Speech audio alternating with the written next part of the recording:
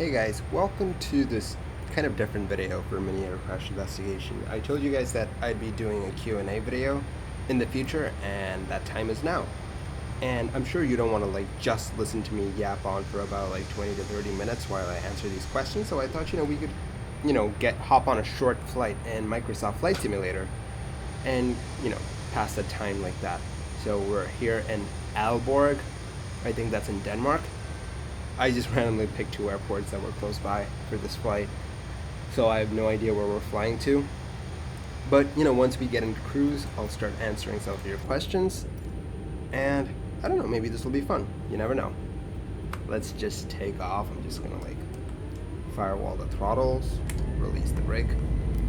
I don't know if any A320 pilots are watching right now. They're probably screaming at the screen for me not conforming to the standard operating procedures. I know that this is not how you do it in real life.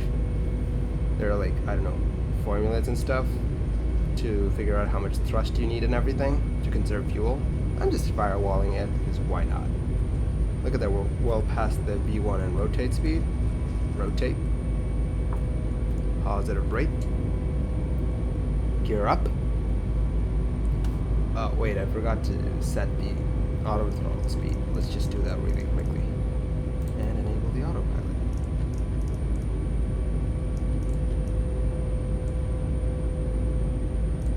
Oh wait, I think yeah. U.S. Air Force 1123, contact Copenhagen Center on 119.43. Hold on. No. Because otherwise 119.43, U.S. Air Force 1123. it's just gonna be constant ATC yammering. It's just gonna be oh my god, do this, do that, do this, do that. It's just gonna be super annoying. So yeah, that looks good. I'm just not gonna contact Copenhagen Center because I'm not gonna do it. Oh my god, Denmark looks amazing. This looks really good. Look at how good this looks. And that's the airport that we took off from. And we're just settling into cruise, and let's get some questions in. Okay, so the first question is from Santiago Mercado.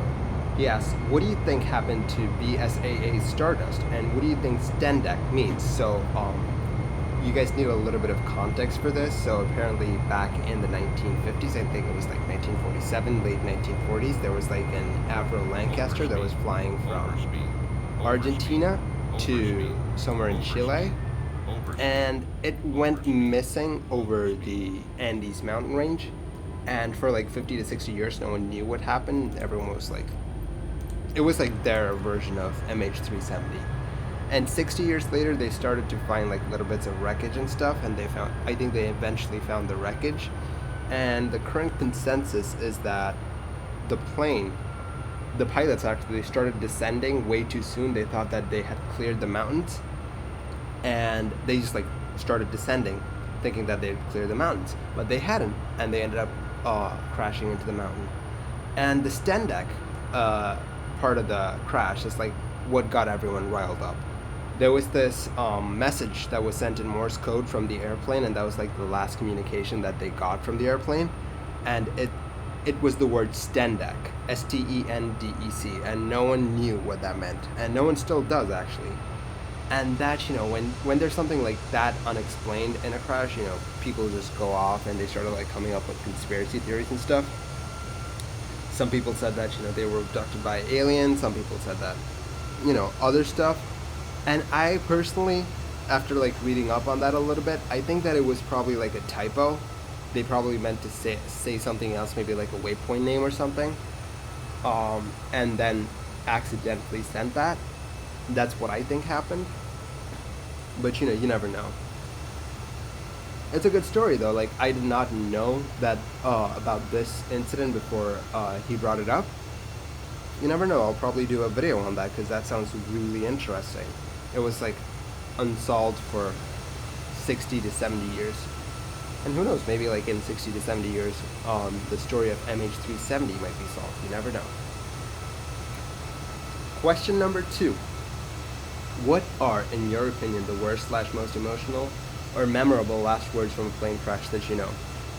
What I'm about to say, it's not the last words per se, but you know, it was like one of the last words. If you think back to my Alitalia video, Alitalia 404, in that the captain says, you know, no, no, no, hold the glide. And the context for that is that the first officer was calling for a go around because he thought that the airplane was like headed for a mountain, and it was, and the captain was like, no, no, it's fine, we'll just hold a glide. And after that, shortly after that, they crashed into a mountain, and I feel like that's like one of the saddest last words that I can think of, because you know, that is just like really ironic in a sad way. Come on, he should have just like listened to his first officer. And that was asked by Fabian Zimmerman. Question number 3. How did you get started with aviation? And this was asked by Aviation with Laura's and Galileo Chiu. I hope I'm saying your name right. And by the way, I'm going to be like butchering a lot of names, especially since we're flying in Denmark. There's bound to be some of those unpronounceable names, at least for me. Like, you know, I'm really bad with names and pronouncing things. You guys know that. And so, yeah, for me, starting out with aviation, that's like quite a bit of a story. When I was a kid, I really liked, what did I like? Yeah, trains. I wanted to be a train driver.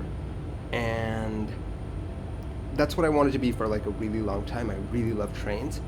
And then there was this 2000, I don't know, I think it came out in 2001. There was this movie called Mission to Mars. I don't know if you watched it. It has Don Cheadle in it, the guy from Iron Man 3 and, you know, the Avengers series, I guess. Not the Avengers, but you know, it had Don Cheadle in it. And after that, watching that movie, my mom was like, hey, you want to be an astronaut? And I was like, yeah, let's do it. Let's be an astronaut. And after that, I really started to pay attention to rocket launches, NASA, you know, that kind of stuff. I even had like, NASA had like a kid's website at the time. I even had an account with them. And I was like really fascinated by all of that stuff. And then my cousin, he got a copy of Microsoft Flight Simulator 2000. It was 2000. It had like a Concorde picture on the box and everything. And whenever I went over to his house, I'd be like constantly on their computer just playing it. And that's how I like really got into aviation. And then I started watching air crash investigation on TV when I was in the 3rd or 4th grade. Was that a windmill? Look at that, that is a windmill. I'm glad to see that. Flight Simulator 2020 runs on renewable energy. So yeah, I got into air crash investigation as a kid, and that was really weird for me to be into that as a kid, because I was like in the 3rd or 4th grade. I should have been watching Nickelodeon or something like that, but no. Cartoon Network, something like that, but no, I was like watching air crash investigation when I was like in the 4th grade. And ever since that, I've been fascinated by planes and stuff like that. So that's how I got into aviation. Question number 4. How long does it take for you to prepare the script or narrative for one of your videos? How much time is spent on research and then composing the story? Asks John Crowley. Hey John, so it's not really like, you know, I form the narrative and then I compose the story.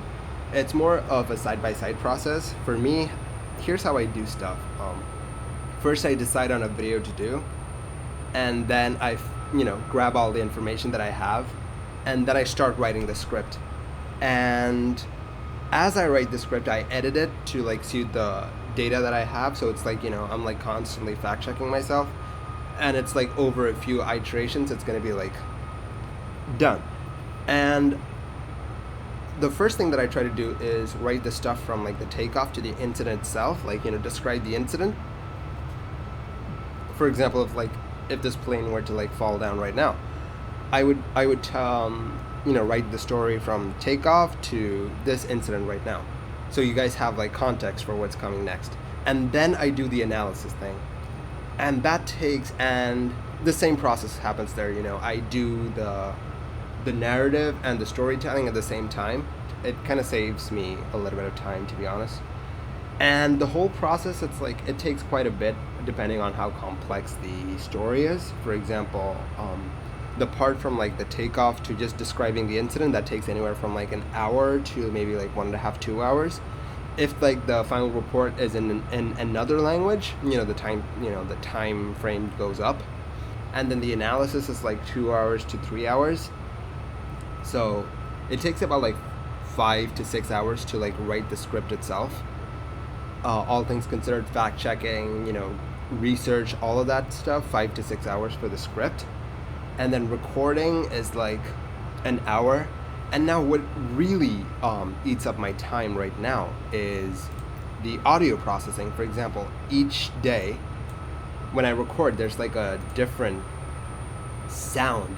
For example, some days it's going to be like cricket, some days it's going to be like traffic, some days it's going to be rain. So I have to like individually tune out all of those frequencies so that the final audio file is not like really distracting. So, and that takes quite a bit of time. Like right now it takes anywhere from like an hour to an hour and a half, 2 hours, depending on how complex the audio is.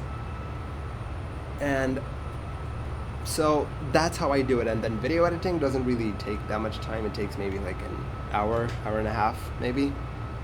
So that's what happens for me to like come up with a video. Question number 5, do you plan on becoming a pilot? I haven't really thought about it. I would love to be a pilot, but then it's like super expensive. It's like literally hundreds of thousands of dollars.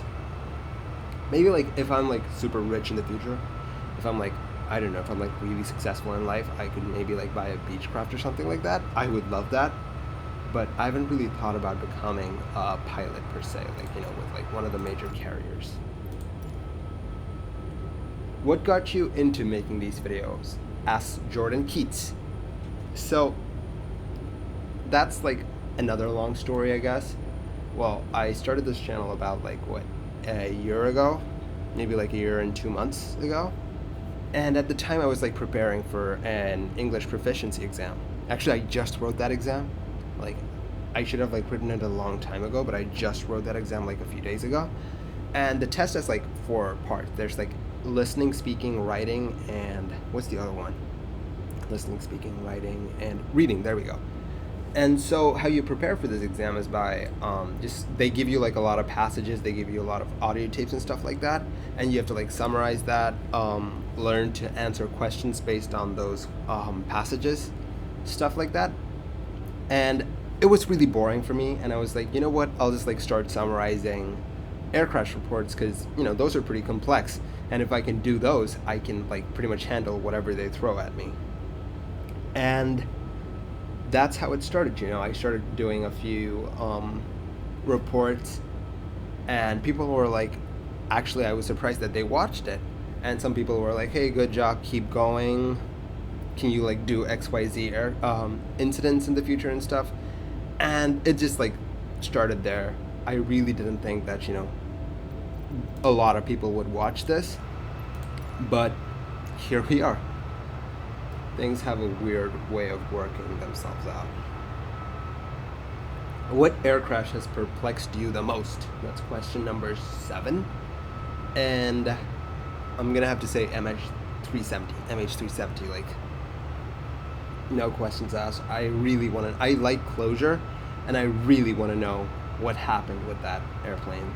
Please, like, I really don't want that crash to be solved in like 50 to 60 years. I want that to be solved right now. And interestingly enough, there's a company, actually it's like a non-profit, they're like planning to map the entire sea floor by the year 2030, if I remember correctly. And if they do map the entire sea floor in like high definition, they're bound to find MH370 down there somewhere. It's just a matter of time before we find it. But the question is like, will the data be still recoverable? Can we still learn something from the wreck? I mean, we'll be able to figure out how the plane impacted, how fast they were going, all of that stuff. But we still won't know what the pilots did. I don't think the data recorders are gonna like survive 10 more years under the water. That's like really perplexing me, that crash. I so want that crash to be solved.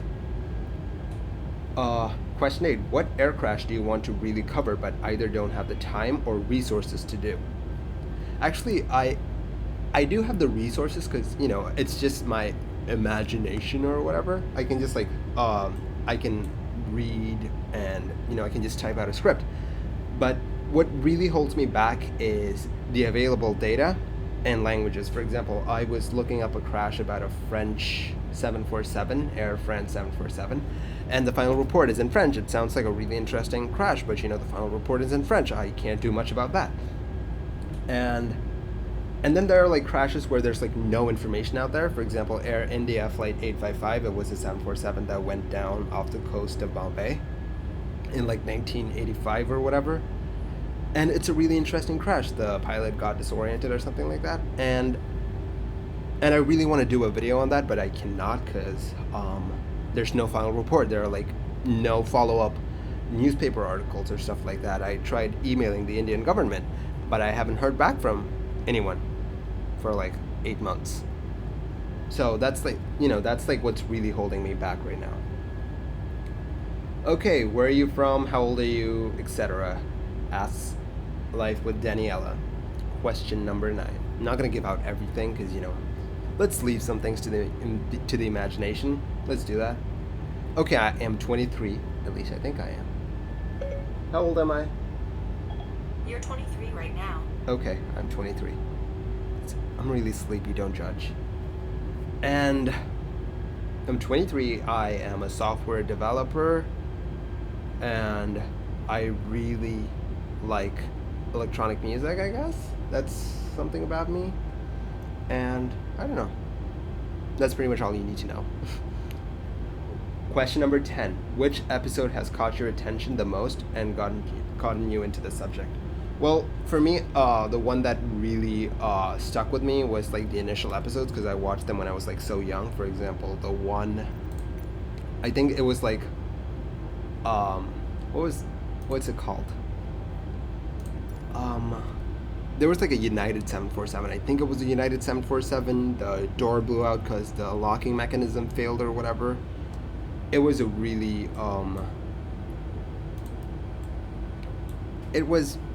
I think that was like one of the first episodes of Air Crash Investigation. That's like what really got me into this. I really remember that crash, and then there's like Aero Peru 603. Just, if you watch that, if you go back and watch that episode, it's just like an assault on your ears. Like, there were like so many alarms going off in that episode. It really hurt your ears, and that really conveys to you the confusion and everything that the pilots were going through.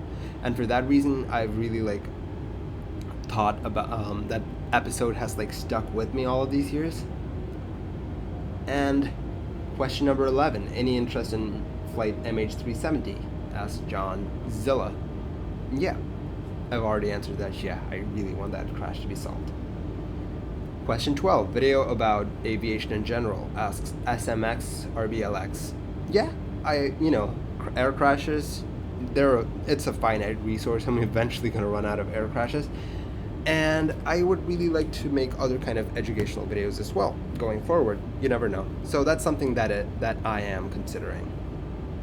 Hold on, are we going to run out of like time before we land? Because we're like getting quite close. Hold on, where are we? How far away? We're like 42 nautical miles away.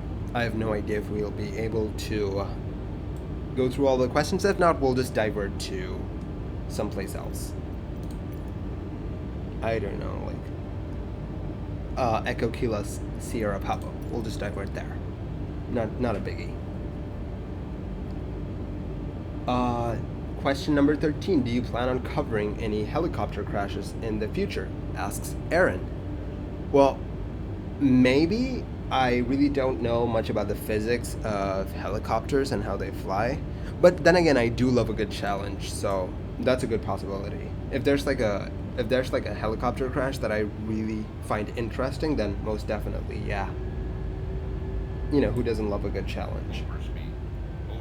Can you talk more about the source you use for your videos and the simulator? Well, when it comes to the source that I use for my videos, it's I use a lot of videos from like a lot of different creators. There's like iTrapper, My Lost Airplane Fan, Ashik Rahman, the Flight Brothers, L Aviation, Ryan Bomar.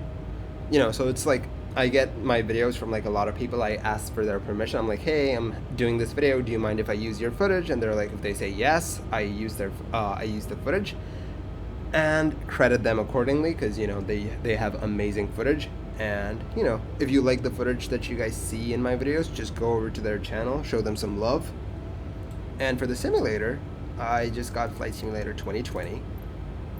And look how good it looks. It's just mind-blowingly good. I cannot wait for the sim to get a few more planes. Like, I just cannot. Look at how, case in point, look at how good this looks. Hey, wait, is that an American flag like under the plane? Huh. I never noticed that before. Who knew? And so yeah, that's the simulator. Question number 15. Does your work on this channel contribute to any level of fear when you were flying? Actually, no. When I was a kid, I was really scared of flying, and ironically, air crash investigation was the thing that cured my fear of flying. I was like really scared, like really, really scared, and a show about air crashes curing like fear of flying, that's like really juxtapositional. Is that even a word? I don't know. And what this shows me, what my work on this channel shows me, is that a lot of work goes into making planes safe. For example, there are like trained pilots looking over your safety, there are like air traffic controllers, then there's like automation, then there are like trained mechanics on looking after your safety and everything. So it's like really comforting to know that so many things have to go wrong for a plane to crash. Whereas when you're driving, all it takes is like some random person that's like on the other side of the road who doesn't know what they're doing. That's all it takes for a car to crash. But for airplanes, so many things have to go wrong. So honestly, I'm not like really scared of flying. I'm like, I fly when I can. Like, if I can, instead of driving, I always choose flying. If it's like kind of reasonably cheap, obviously. And are there any plans for making a podcast version of your channel? Asked Ronak. Yes, actually, yes. It's in the works. Question number 17. Where do you get most of your info from? What, in your opinion, is the most interesting plane crash? Well, I get all of my info from the final report itself. And if I cannot get the final report itself, for example, like in terms of like Russia, air crashes in Russia or China, they don't really publish final reports and stuff like that. So in those cases, I will just like use blogs or like newspapers of the time and stuff like that. And what's the most interesting plane crash? For that, I'm gonna have to go with, I can't remember like the I think it was Aero Air. Like the plane was like carrying soldiers and everything, and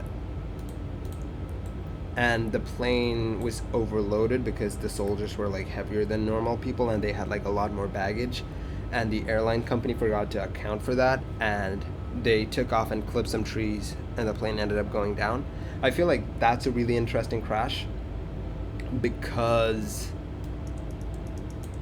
they did everything right, but no one thought to think of this, and for that reason I feel like this, that crash is like really interesting in my opinion. Are we like coming up to the destination airport? Oh yeah, we are, look at that.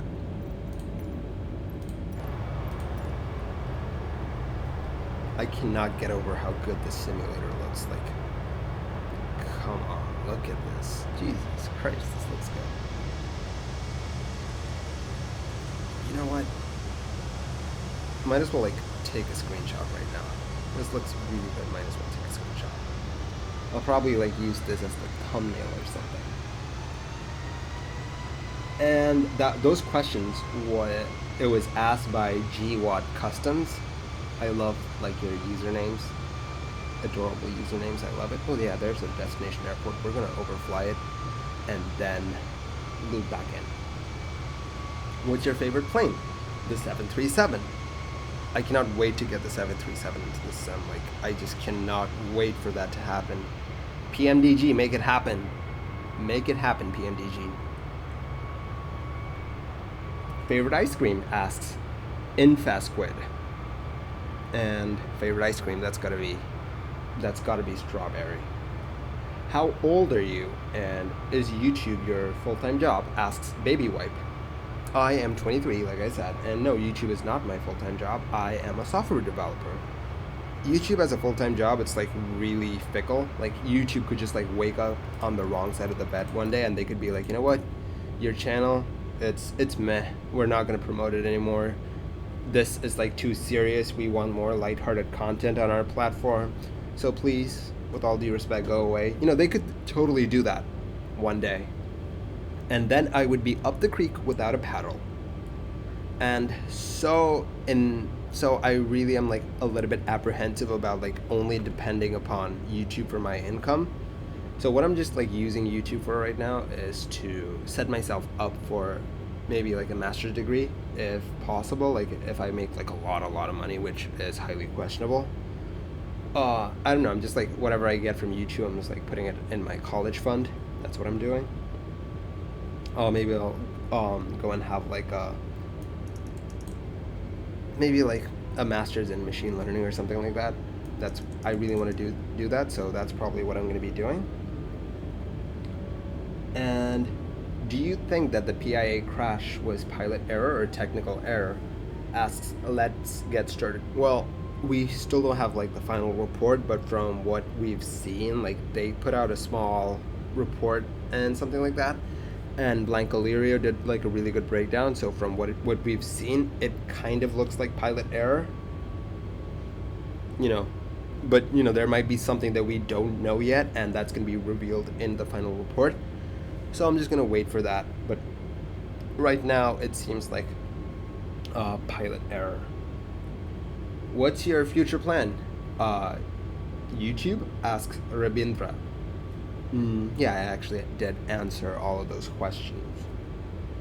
And yeah, no, I'm gonna go off to college again. That's like my future plan. And the rest of the comments are just people giving me constructive criticism, which I am really grateful for. I don't know, if you're still watching, are you still watching? Like, how long is this video? It's probably been like, we've been like flying at 360 knots for like 20-30 minutes, so that's like, if you're still watching, which I highly doubt that you are, thank you for all the constructive criticism and all the feedback and all the love that you've given. It is really touching. I am really grateful for all of you guys and gals. You guys are the best. And there's someone in the comments asking me if I need help with pronunciations. Actually they're like Finnish, and they're offering me help with like Finnish and Danish, Norwegian pronunciations, which I really do need help with. I'm probably gonna butcher a few Danish pronunciations really soon, so I could probably use them. Let's just get the flaps out. God, Denmark just looks good. I cannot wait to like actually go to Denmark. This just looks stunning. Like, even in the sim, it looks stunning. What do you mean overspeed? Oh, okay, I'll just like. Are we like, can we like turn on to the localizer now? Yeah, let's just. Yeah, we're just like getting onto the localizer. Yep, localizer. And by the way, if you're still watching and if you're like hoping for a really smooth landing, just temper your expectations. Do not expect too much of me. If we don't crash, I'm going to consider that to be a miracle in itself. Okay, there's the runway. We have the runway in sight. We have the runway in sight. Okay, we're like at 191. Let's just slow down so that it... Oh, we should have like really descended. I'm just gonna like descend down to 2,000 feet. Because then I really wanted to intercept the localizer from below, but since I turned off ATC, I totally forgot to descend. Let's just put out the flaps a little bit more so that... Let's get some drag in here. Again, if there are like any actual A320 pilots watching, I apologize for butchering your craft. I apologize for butchering everything that you hold dear and near. Yep, at least we're like on the extended center line. Or at least we're getting on the extended center line. Now, if this were a real flight, I should probably like go around at this point, but it's a simulator. I can afford to do this. Which is kind of ironic and hypocritical of me, if you ask me, since I run a channel about aviation safety, and I'm just like throwing all of that to the wind right now. 2,500. I am just throwing all of that to the wind right now. Okay, there's still a small chance that we could intercept the localizer, the glide slope from below, because we're at like 169 knots. Let's just slow that down just a little bit. Yep, there we go, there we go. Localizer is alive. Let's just...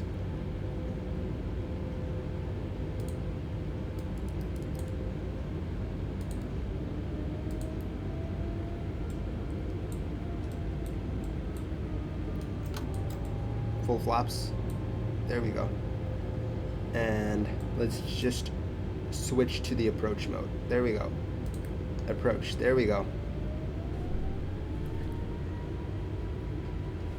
Yeah, kind of overdid it there, didn't I?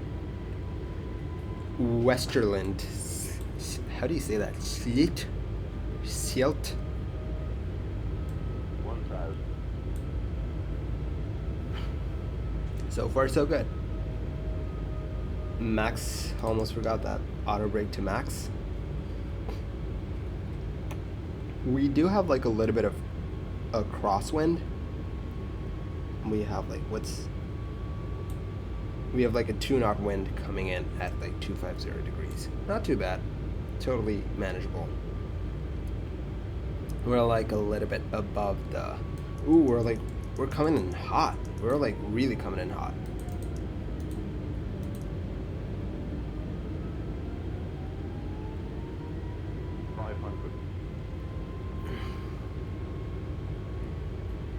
Oh god, why am I so nervous? 400.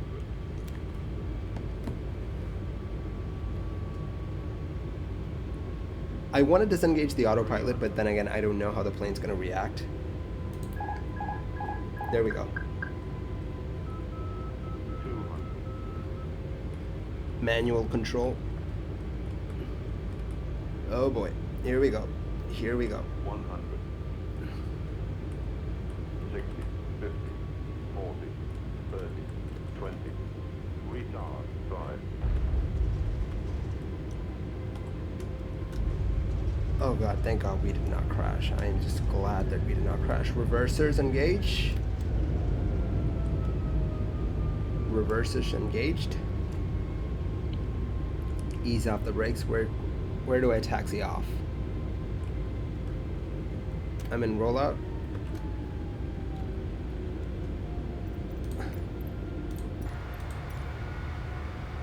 Oh yeah, the flaps are still down.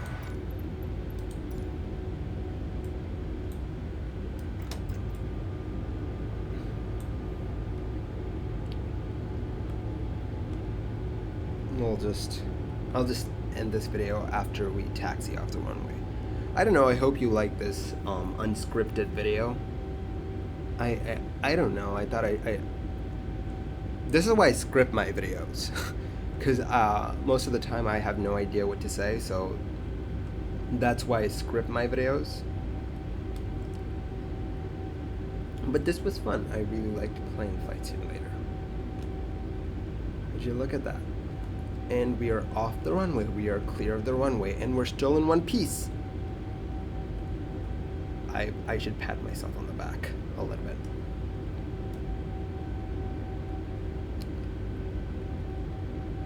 So yeah, that's it for this video. Thank you guys. So if you're still watching, thank you so much for sticking. Oh, he's motioning at me to do something. No, no, no, get out of the way. Oh, that's not good. That's not good. We'll just stop here because I'm lazy. So thank you so much for watching. If you have any questions, just drop them down below. I'll catch you guys next time. Stay safe.